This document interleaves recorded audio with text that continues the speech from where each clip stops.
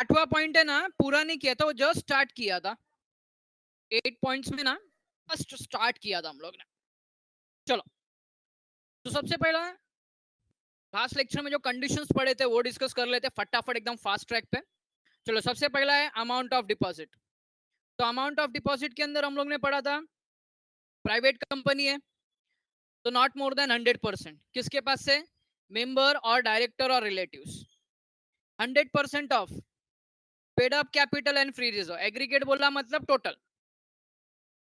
However, certain class of companies specified by companies act more than 100%, they can accept more than 100%। फिर आते हैं public company में, other than eligible. उसमें क्या बोला है? 35% of aggregate paid up share capital plus free reserve. But थोड़ा रुकने का सर, थोड़ा क्यों रुकने का?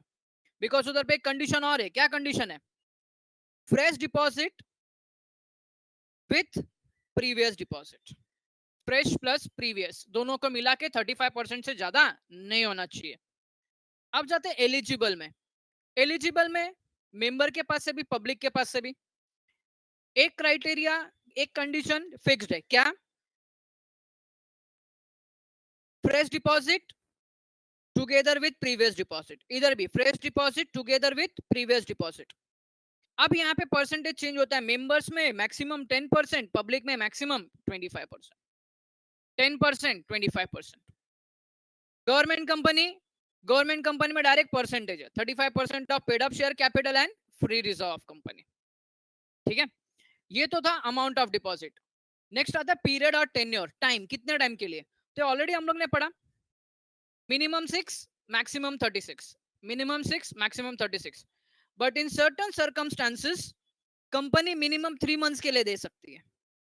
कितना? 3 मंथ्स के लिए। और एक कंडीशन है, बट 3 मंथ्स के अंदर क्या कंडीशन है? Can not be more than 10% of aggregate paid up share capital और फ्री रिजर्व। ये था कंपनी का। In certain cases pre mature repayment भी होता है। सर प्री मैच्योर रीपेमेंट मतलब क्या? टाइम के पहले रीपेमेंट कर दिया। And the last one, company जब री इश्यू करेगी तो उसको बोलेंगे फ्रेश डिपॉजिट। थर्ड पॉइंट था no demand deposit. No demand deposit मतलब repayable on demand, can not accept और renew deposit. Repayable on demand, repayable of demand का मतलब क्या? जब मांगा तब पेमेंट करने का। बट डिपॉजिट में ऐसा कोई भी रूल नहीं है। नेक्स्ट आता है secured unsecured. So it can be secured, it can be unsecured, but it must be mentioned in circular of advertisement. Circular और advertisement. Secured होगा तो चार्ज ऑन असेट आएगा, tangible asset within 30 days of acceptance. Charge on asset तो आपको पता ही है। Next आता है एप्लीकेशन फॉर्म। कंपनी क्या देगा? Application form. एप्लीकेशन फॉर्म में डिक्लेरेशन होगा। क्या डिक्लेरेशन होगा? Deposit he is making not made out of money borrowed by any other person. किसी और के द्वारा मनी बोरो करके नहीं किया। नेक्स्ट है जॉइंट नेम। एक से ज्यादा का जॉइंट नाम ज्वाइन कर सकते हैं, बट मैक्सिमम 3 नेम्स। ये ऑब्जेक्टिव में आता है, मैक्सिमम 3। नेक्स्ट आता है नॉमिनेशन। राइट टू नॉमिनेट, हम किसी को अपनी जगह पे नॉमिनेट कर सकते हैं। वो नॉमिनी होता है आफ्टर डेथ। ठीक है, उसके बाद में लास्ट लेक्चर से हम लोग ने पढ़ने को स्टार्ट किया था सर्कुलर और एडवर्टीजमेंट। सर्कुलर और एडवर्टीजमेंट। तो बच्चों सर्कुलर और एडवर्टीजमेंट, तो सर्कुलर याद होगा, मैंने याद करने का एक ट्रिक को बताया था। अगर तुमको याद होगा तो ऐसा कुछ था, CMs PA, CMs PA, yes. C for circular, M for तो मेंबर आ गया। ओके, पी फॉर पब्लिक और ए फॉर एडवर्टीजमेंट, पब्लिक के लिए एडवर्टीजमेंट आ गया। ओके, तो ये ऑब्जेक्टिव्स में आता है। C M, C for circular, M for member, P A, P for public, A for advertisement. Okay, चलो अब इसके अंदर क्या क्या होता है। तो इसमें 3 पार्ट है। पहला है content, second filing, filing, third है इश्यू ऑफ सर्कुलर और एडवर्टीजमेंट। इसमें 3 पॉइंट है, ध्यान देना। और सबसे लास्ट है वैलिडिटी।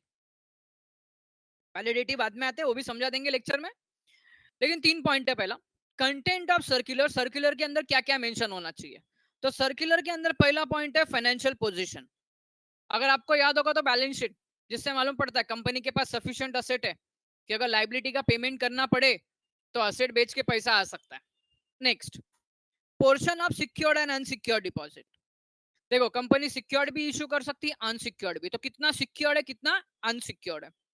Next, credit rating. अब क्रेडिट रेटिंग के लिए क्या पॉइंट है देखो, only for eligible public company. Sir eligible public company क्यों? तो सिंपल सी बात है, एलिजिबल पब्लिक कंपनी पब्लिक के पास से पैसा लेती है।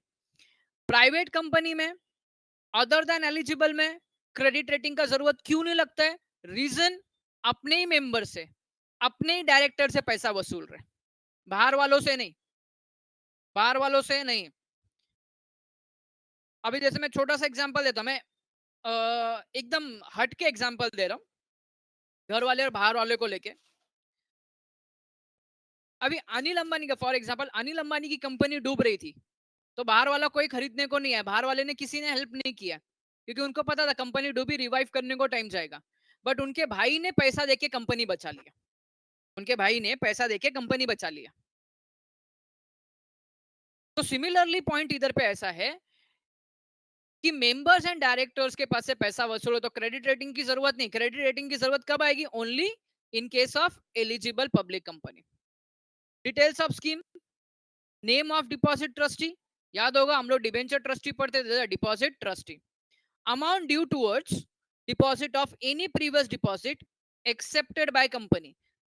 याद करो ये पॉइंट आया था, मैक्सिमम लिमिट का क्या क्या था? मैक्सिमम लिमिट के अंदर तो other than eligible public company and public company के अंदर, दोनों के अंदर क्राइटेरिया था फ्रेश प्लस प्रीवियस,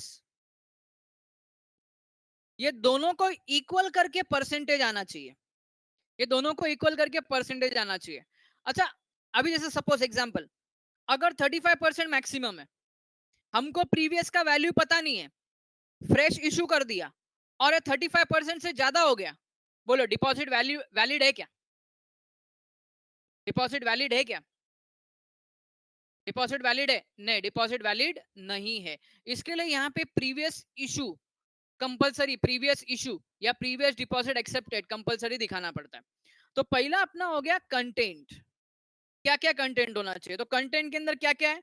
तो पहला point financial position, second portion of secured unsecured, credit rating, details, name of deposit trustee and amount of previous deposit. चलो content के बाद में नेक्स्ट आते हैं फाइलिंग ऑफ सर्कुलर। ये तो तुमको पता है, फाइलिंग मतलब एक कॉपी सबमिट करने का, फाइलिंग मतलब एक कॉपी सबमिट करने का। कंपनी में साला कुछ भी हुआ तो एक कॉपी किसके पास जाता है? चाहे सर कुछ भी होने दो, सर्कुलर हो, एडवर्टीजमेंट हो, प्रोस्पेक्टस हो, उसके बाद में रिजोल्यूशन हो, कुछ भी हो, किसके पास जाता है?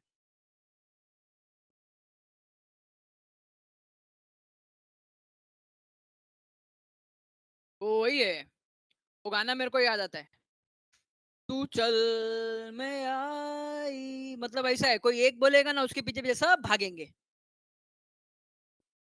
बराबर है, एक ने ओनर बोला, अरे ने ओनर, दीप ने बोला ओनर, अरे ओनर लेके क्या करेगा? ओनर को तो मीटिंग में मालूम पड़ता है। ये देखो एक और आया सीईओ, अरे बाबा वो सब तो मीटिंग में होते हैं, मीटिंग में कौन नहीं होता? तो मीटिंग में आरओसी नहीं होता है। अरे बच्चे लोग, मीटिंग में आरओसी नहीं होता है, तो आरओसी को बताना पड़ेगा। इतना क्लियर कट लिखा हुआ है, ध्यान किधर है तुम लोग का? Company has to file a copy of circular advertisement signed by all director with the registrar of companies. सामने सामने लिखा है, क्या बच्चे लोग रे तुम लोग, सामने सामने लिखा है। अरे कोई भी डॉक्यूमेंट, कोई भी देखो, मीटिंग के टाइम पे डायरेक्टर अवेलेबल है, कंपनी का चल सीईओ अवेलेबल है, कंपनी के शेयर होल्डर्स अवेलेबल है, अवेलेबल नहीं है तो कौन है? रजिस्ट्रार नहीं है, आरओसी नहीं है, तो उसको तो देना पड़ेगा ना। अच्छा मुझे बताओ, प्रोस्पेक्टस की एक कॉपी आरओसी को फाइल करनी पड़ती है? यस और नो? यस, फाइल करनी पड़ती है। बच्चों सर्कुलर और एडवर्टीजमेंट भी प्रोस्पेक्टस का काम करता है, यस और नो? यस और नो? यस। अब जब प्रोस्पेक्टस को आपने रजिस्टर किया है तो इसको भी तो करना पड़ेगा ना, इसको तो बुरा लगेगा, तो इसको भी करना पड़ता है। अरे रजिस्टर को भी तो मालूम पड़ना चाहिए क्या इशू किया है। चलो, तो पहला था कंटेंट, कंटेंट के बाद है फाइलिंग, फाइलिंग के बाद में नेक्स्ट आता है इशू ऑफ सर्कुलर। चलो अभी सर्कुलर इशू करने की बारी। सर्कुलर हो गया, एडवर्टीजमेंट हो गया, क्या क्या कंडीशन है? After 30 days of filing, after 30 days of filing circular start हो जाएगा, कंपनी कैन इशू सर्कुलर और एडवर्टीजमेंट। ओके, चलो। अब अब तुमको तो पता है मेंबर को सर्कुलर भेजने का है और पब्लिक को इनवाइट करने का है। पब्लिक को इनवाइट करने का मतलब एडवर्टीजमेंट देना पड़ेगा, एडवर्टीजमेंट देना पड़ेगा। मेंबर को देने का तो सर्कुलर है। अब मेंबर को किसके थ्रू? तो जैसे एजेंडा भेजते हैं हम लोग, लेटर भेजते हैं मीटिंग के लिए, नोटिस भेजते हैं, वैसा ये भेजेंगे, register post, speed post, as email, जो भी है। ये अपने को मालूम होते हैं, ये अपने को मालूम होते हैं कि इतने घर के लोग हैं तो उनके पते पे भेज देते हैं। अब पब्लिक कौन है हमको मालूम नहीं होता। जैसे अभी एग्जांपल देता हूं, जैसे अपना साहिल डिमेलो, साहिल डिमेलो बर्थडे का भंडारा है, बर्थडे का भंडारा है, उसको उसके फैमिली वाले को बुलाने का, तो उसको पता है इसके फैमिली में इतने लोग हैं, तो क्या करेगा वो? So he will just send one image और one message in family group. Family group में उतने लोग हैं, उसने डाल दिया, फैमिली ग्रुप में सब हो गए। लेकिन अभी भंडारा बोला मतलब पूरी पब्लिक आने वाली है, अभी हर एक पब्लिक को तो एड्रेस पता नहीं। अभी विकास सर का एड्रेस पता नहीं, जेमिन का एड्रेस पता नहीं, अवल का एड्रेस पता नहीं, अमित का एड्रेस पता नहीं, वेदांत का एड्रेस पता नहीं, तो ये क्या करेगा? एक पेपर के अंदर ऍडव्हर्टिजमेंट दे देगा, आज भावाचा बर्थडे आहे, तर सर्वांना भंडाराचा लाभ घ्यावा, ऐसा एडवर्टीजमेंट डालेगा। सर ऐसा क्यों? अरे पब्लिक सबको बुलाने का है, हमको सबको इनवाइट करने का है, तो वो क्या करेगा? पेपर में ऐड देगा। क्या करेगा? पेपर में ऐड देगा। तो कंपनी भी क्या करता है? पेपर में एडवर्टीजमेंट देगा। अब वो कंपनी कैसा देगा एडवर्टीजमेंट? तो पहला एक देगा इंग्लिश न्यूज़पेपर में, एक वर्नाक्युलर न्यूज़पेपर में। जैसा अभी महाराष्ट्र में स्पेशली रीजनल लैंग्वेज में, जैसा अभी महाराष्ट्र में तो एक इंग्लिश पेपर आ गया, भाई पैसा इन्वेस्ट करने वाले इंग्लिश पेपर पढ़ते हैं, एक इंग्लिश पेपर में। दूसरा, अगर महाराष्ट्र के हिसाब से देखो, महाराष्ट्र के हिसाब से तो कौन से पेपर में आना चाहिए? महाराष्ट्र के हिसाब से भी मराठी पेपर में, मराठी पेपर में कोई भी एक वर्नाक्युलर में, तो मोस्टली मराठी पेपर में देंगे। Okay, English paper, Marathi paper, vernacular बोला मतलब regional language. Okay, having a wide circulation in the पढ़ाई के लिए स्टेट। मेहनत तो सब करते हैं, लेकिन स्मार्ट स्टडी कौन करता है? प्री एग्जाम ऐप के साथ बनाइए अपनी तैयारी super smart. Pre exam app देता है वाइड रेंज के एग्जाम्स की तैयारी, जैसे JEE, NEET, CAT, CA foundation, CSEET, banking, railway, SSC, MBA entrance, SYJC, com, TYBCom और भी बहुत कुछ। Chapter wise tests and mock tests, detailed performance analysis, और अब तैयारी होगी एकदम परफेक्ट। कहीं भी कभी भी पढ़ाई करें, और एक विशाल क्वेश्चन बैंक आपकी तैयारी को बनाए आसान। इंस्टेंट इवैल्यूएशन से तुरंत जानिए अपनी परफॉर्मेंस और पाएं पर्सनलाइज्ड फीडबैक। तो अब देरी किस बात की? प्री एग्जाम ऐप डाउनलोड करें और अपने नाम से रजिस्टर्ड करें, और एक विशाल क्वेश्चन बैंक बिल्कुल फ्री, और अपनी सफलता की कहानी लिखें। लिंक डिस्क्रिप्शन में है। Pre exam app smart A wide तैयारी का साथी। circulation in the state where the company's registered office is located। देखो ये इंपॉर्टेंट है। ये अभी जैसे एग्जांपल दूं, जैसे अभी टाइम्स ऑफ इंडिया ये सब इंग्लिश पेपर है, ये तो पूरा इंडिया में चलेगा। बट अगर मैं लोक सत्ता बोलूं, लोकमत बोलूं, अब लोक सत्ता लोकमत ओनली महाराष्ट्र में बिकेगा, गुजरात में बेचने जाएगा तो कौन पढ़ेगा? कोई नहीं पढ़ेगा। तो मुंबई में है तो मराठी में देंगे। ओके, चलो आगे। नेक्स्ट है वैलिडिटी ऑफ सर्कुलर। अब वैलिडिटी ऑफ सर्कुलर एडवर्टीजमेंट, जैसा एग्जांपल साड़ी का सेल लगा है, एडवर्टीजमेंट है। अभी एग्जांपल ही देता हूं, मैं भंडारे का एग्जांपल देता हूं। तो भंडारा मैक्सिमम कितना, एक दिन का होगा, एम आई राइट? भंडारा एक दिन का ही होगा, उसके ऊपर क्लियरली डेट लिखा होगा। ऐसा नहीं है कि पूरा का पूरा 6 महीने तक भंडारा चलते रहेगा, ऐसा तो नहीं है, उसकी भी एक लिमिट है एडवर्टीजमेंट की है। तो सिमिलरली यहाँ पे भी एडवर्टीजमेंट का वैलिडिटी कितना होगा? तो वैलिडिटी कितना होगा? 6 month from the end of the financial year in which it was issued और the date on which annual general meeting was held, whichever is earlier। whichever is earlier. वापिस से पढ़ो क्या लिखा है. The circular or advertisement is valid for 6 months from the end of the financial year in which it was issued, बीच में और है, or the date on which annual general meeting was held, date on which the annual general meeting was held, whichever is earlier. मतलब क्या है? Suppose for example, uh,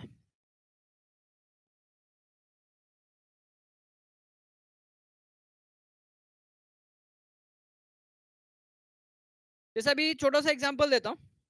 अपना year है 2020-21. ये खत्म होता है मार्च में. इसके बाद में 6 मंथ कितना होता है?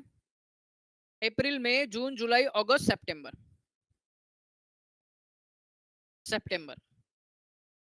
ओके,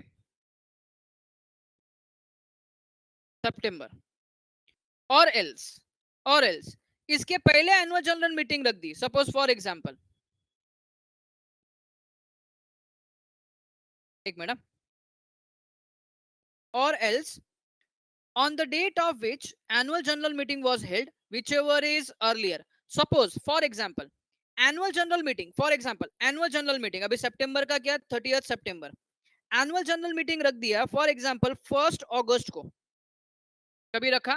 1 अगस्त को. ध्यान रखना, एनुअल जनरल मीटिंग 1 अगस्त को रखा, तो वैलिडिटी कब तक होगी? 30th सितंबर तक होगी या 1 अगस्त तक होगी? whichever is earlier बोला है, whichever is earlier बोला है. तुमको एग्जाम में नहीं लिखने का है, जस्ट समझा रहा हूं तुमको. वापिस से एजीएम अगर 1 अगस्त को हुआ और 30th सितंबर 6 मंथ होता है financial and, whichever is earlier, दोनों में अर्लियर क्या है? तो दोनों में अर्लियर सर 1 अगस्त है, तो ये अपना वैलिडिटी होगा, लास्ट डेट. ये अपना लास्ट डेट होगा. और यूजुअली लास्ट डेट ये होता है क्योंकि एनुअल जनरल मीटिंग इतना लेट नहीं होता है. इन सर्टन सर्कमस्टांसेस उसको क्या करेंगे? एक्सटेंड करेंगे.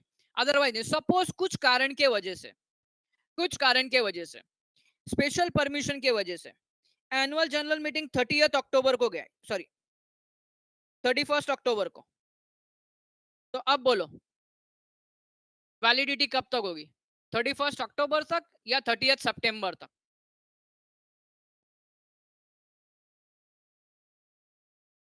30th सितंबर तक. ये तुमको किधर पढ़ने का नहीं है बच्चों, ये जस्ट तुम लोग को एक एग्जांपल लिया मैंने.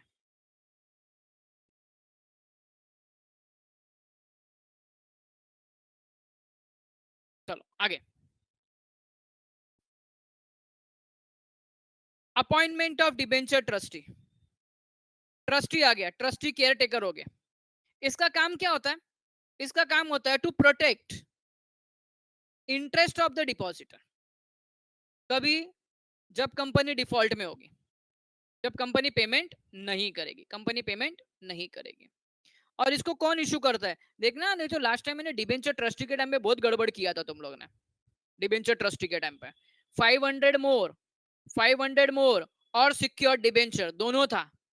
500 मोर और सिक्योर्ड डिबेंचर दोनों था.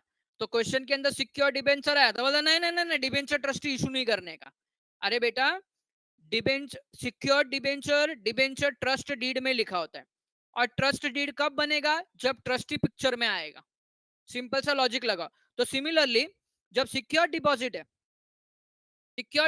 है और eligible company and public company है, तब किसको अपॉइंट करना पड़ता है? डिपॉजिटर ट्रस्टी को.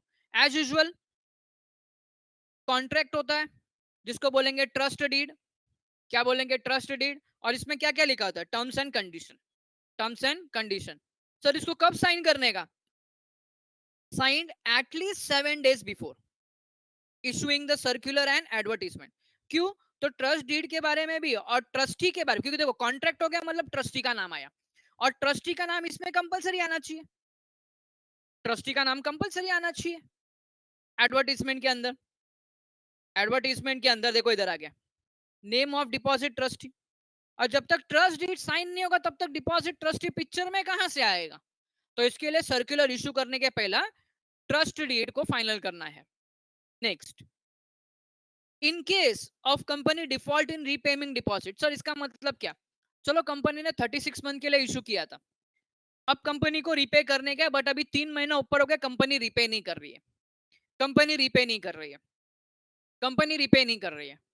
तो तुमको तो पता है डिपॉजिटर को प्रोटेक्ट करने के लिए कौन आया, बोलो जरा, डिपॉजिटर को प्रोटेक्ट करने के लिए कौन आया?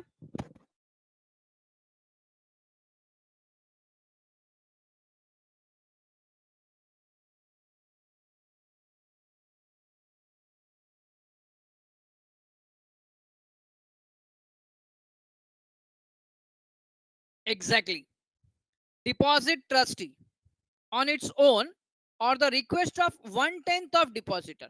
1/10 of depositor बोला मतलब टोटल डिपॉजिट का 10% जिन लोग ने होल्ड किया है ना, कितना? टोटल डिपॉजिट का 10% जिन लोग ने होल्ड किया है ना, उन लोग रिक्वेस्ट करेंगे किसके लिए? मीटिंग के लिए। किसके लिए? मीटिंग के लिए। याद करो, क्रेडिटर्स मीटिंग, उसका एक पार्ट ये भी है। ओके, तो डिपॉजिटर ट्रस्टी खुद से या तो 1/10 डिपॉजिटर, कितना? 1/10 डिपॉजिटर के रिक्वेस्ट पे क्या करेगा? मीटिंग बुलाएगा in case of default in repayment of deposit, default in repayment of deposit.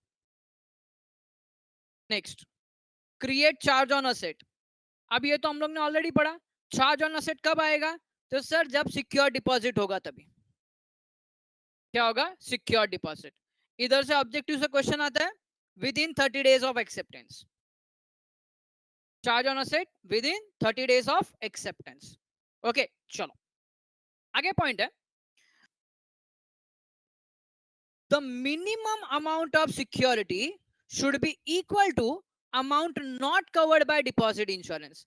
Sir ये क्या सीन हो गया? डिपॉजिट इंश्योरेंस पिक्चर में कहां से आया? इसको बाद में देखते हैं, ये लाइन डिपॉजिट इंश्योरेंस पढ़ने के बाद का लाइन देखेंगे। The security is created in the favour of deposit trustee, ये तो डिबेंचर ट्रस्टी में पढ़ा था हम लोग ने। चार्ज ऑन असेट किसको दे देते हैं? Deposit trustee, sorry debenture trustee को देते हैं। तो similarly in case of deposit, charge on asset is transfer in the favour of depositor trustee. अब आता है डिपॉजिट इंश्योरेंस। सो ये इंश्योरेंस क्या होता है? तो बेटा कोई भी रिस्क है, कोई भी रिस्क है, वो रिस्क को मिनिमाइज करने के लिए, कोई भी रिस्क है वो रिस्क को मिनिमाइज करने के लिए। अभी कंपनी ने पैसा तो लिया, कंपनी क्या करता है, 20,000 से ऊपर, देखो क्या वर्ड है इधर पे, डिपॉजिट प्लस इंटरेस्ट, अगर 20,000 से ऊपर हो गया, देखो इधर मैं क्या लिख रहा हूं, more than 20,000, more than 20,000, more than 20,000 हो गया, तब डिपॉजिट कंपनी क्या निकालता है? इसका डिपॉजिट इंश्योरेंस निकालता है। क्या निकालता है? डिपॉजिट इंश्योरेंस निकालता है। क्या निकालता है? डिपॉजिट इंश्योरेंस निकालता है।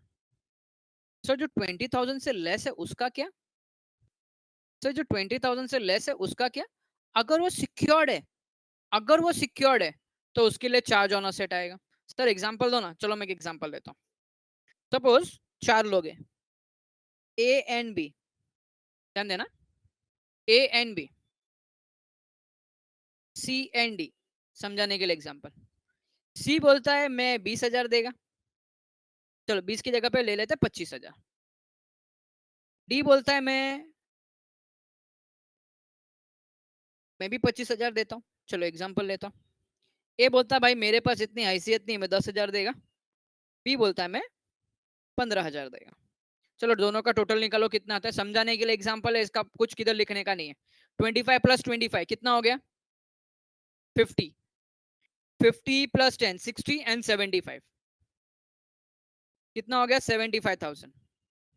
अच्छा 75,000 के अंदर ये जो दोनों है 50,000, इसका हम लोग आराम से इंश्योरेंस निकाल सकते हैं, यस और नो? इंश्योरेंस। तो सच बच गया 25,000 का क्या, सॉरी बच गया 15,000 का क्या, 15 नहीं 25,000 का क्या, इसका क्या? इसको तो इंश्योरेंस पे कवर नहीं किया, और ये secure debenture, sorry secure deposit है, इसका क्या? इसके लिए क्या उपाय करेंगे? सिक्योर्ड है, सिक्योर्ड। देखो सिक्योर डिपॉजिट का एक ही है, डिपॉजिटर को पैसा देने का। इधर तो इंश्योरेंस निकाल लिया, मतलब इधर पैसा देंगे। ये 25,000 वाले के लिए क्या रेमेडी है? 25,000 वाले के लिए क्या रेमेडी है? रिजर्व? नो, एग्जैक्टली इनके लिए है चार्ज ऑन असेट। इनके लिए चार्ज ऑन असेट। देखो वर्डिंग बेटा, 25,000 not covered in insurance, 25,000 not covered in insurance. इनको स्मॉल डिपॉजिटर बोलते हैं। 20,000 से जो कम होते हैं ना, 20,000 से कम, उनको स्मॉल डिपॉजिटर बोलते हैं। ये 25,000 से जो कम है, जो 25,000 का अनसिक्योर्ड है ना, सॉरी अनइंश्योर्ड है ना, जो अनकवर्ड है, यहाँ पे देखो, यहाँ पे देखो, not covered by deposit insurance, उसको चार्ज ऑन असेट आएगा। अब समझा ये लाइन जो मैंने छोड़ दिया था? हेलो, किधर एग्जाम्पल नहीं लिखने का बच्चों, जस्ट समझाने के लिए एग्जाम्पल दिया। अब ये लाइन समझ में आ गई क्या? Equal to the amount not covered by the deposit insurance. Hello, अभी मैंने ना थोड़ी देर पहले ही तुम्हारे लेक्चर स्टार्ट करने के पहले ना मैंने एक गाना सुना था, उसके कुछ लाइन मॉडिफाई करके बोलूंगा अभी तुमको। फिर इतना मस्त मूड बना के गाना ना सुन के, मैं गाना सुन के लेक्चर लेता कि आराम से रहे, तुम लोग आंसर नहीं देते तो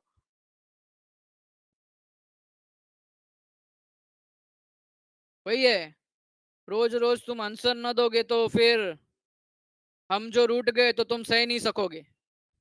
समझे क्या? तुम आंसर नहीं दोगे और हम रूठ गए तो तुम सह नहीं सकोगे। हम्म, चलो, अब आता है क्रेडिट रेटिंग। सर एक क्रेडिट रेटिंग क्या है? तो बेटा क्रेडिट रेटिंग ऑलरेडी डिबेंचर